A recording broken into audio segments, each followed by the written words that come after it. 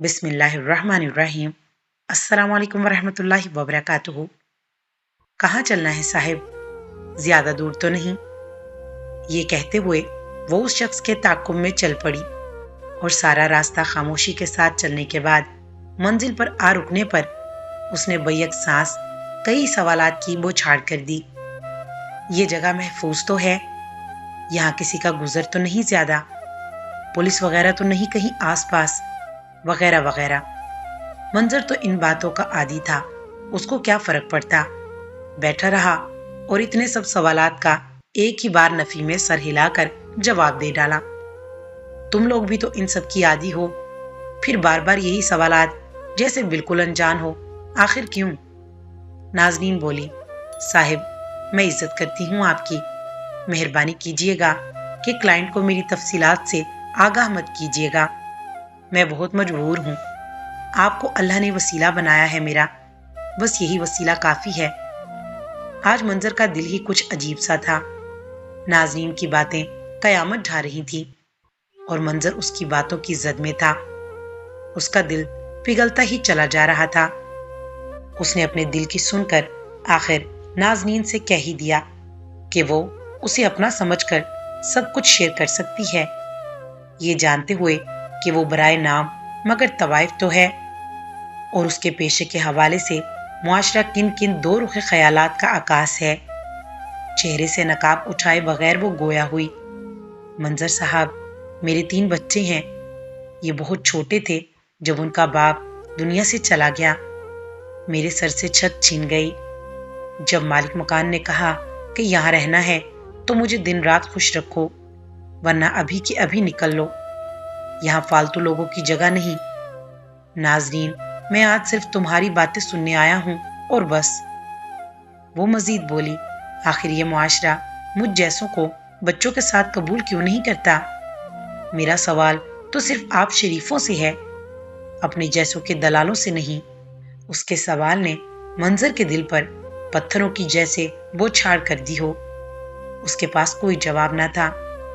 मंजर पर एक बार फिर ओस गिर गई हो जैसे। वो उदास सा हो गया। उसके जहन में उस वक्त अपनी मुतलका बहन का ख्याल सरायत करने लगा, जिसको देने के लिए उस भाई के पास एक दिलासा तक न था। यकायक उसकी रूह कांप गई कि नाजनीन की जगह अगर उसकी बहन फाखिरा हो तो उसके दिल पर क्या बीतेगी। एकदम ही उठ खड़ा हुआ और भागते भागते पीछे मुड़कर सिर्फ इतना कह सका कि कल मिलूंगा, जरूर आना। घर पहुंचकर सांस जो बराबर भी नहीं था, पानी पीकर कुछ दुरुस्त करने की कोशिश की।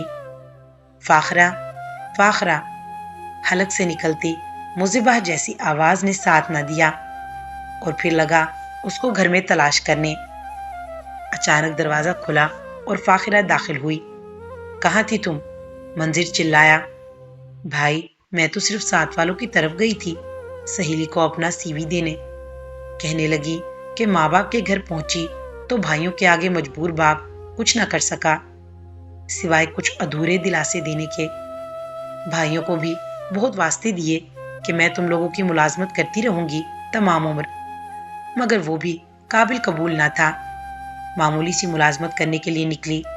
एक स्कूल में जॉब मिल तो गई, मगर वही चील कव्वे और मगरमच्छ की मिसल प्रिंसिपल की बातें और हरकतें, जो कहता कि बस मुझे खुश करो। मंजर साहब क्या मेरे जैसों को इंसान होने का भी हक हासिल नहीं? नहीं मेरी बहन, तुम क्यों किसी को सीवी दोगी? तुम्हारा भाई जिंदा है अभी। और ये कहकर फाखिरा को गले लगाकर फूट फूट कर रोने लगा। दूसरे दिन चौराहे पर पहुंचते ही देखा कि नाजनीन हस्बे साबिक बुरका ओढ़े इंतजार में खड़ी थी। चलिए साहब, कहाँ चलना है? ज्यादा दूर तो नहीं?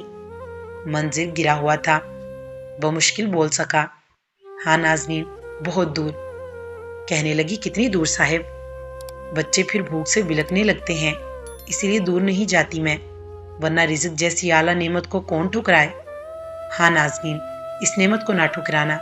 मंजर बोला, मेरे घर चलो, मैं तुमसे निकाह करूंगा, बच्चों को सरपरस्ती दूंगा, उनको अपना नाम दूंगा। यकदम नाजनीन के कदम जैसे रुक से गए हों। मैं आप? हाँ नाज़रीन, मैं तुमसे वादा करता हूँ, तुम्हें कम सही लेकिन इज्जत की रोटी दूंगा। मुझे माफ करना कि तुम्हें एक पेशावर समझकर इतना कुछ करता रहा। हम मिल बांट कर मुश्किल वक्त भी गुजार लेंगे अगर तुम साथ दोगी। चंद लम्हे सोच में डूबे रहने के बाद नाज़नीन आंखों में आंसू और दिल में खुदा का शुक्र लिए उसके साथ चल दी। मुआशरे में ऐसी कितनी ही नाज़रीन जैसी ख़वातीन हैं जो इस मुआशरे में मौजूद उन मर्दों की मदद के इंतज़ार में हैं जो उनके मुक़द्दस रिश्ते हैं, मगर रोज़ इस इंतज़ार में नापाक लोगों की भीड़ चढ़ती हैं। खुदारा मर्द कुछ एहसास करें कि इनका ये मुआशरा अगर सिर्फ इनका है तो उन पर बहुत बड़ी जिम्मेदारी आयद होती है कि औरतों को जैसे मर्जी रूप में लेकिन इज्जत दें।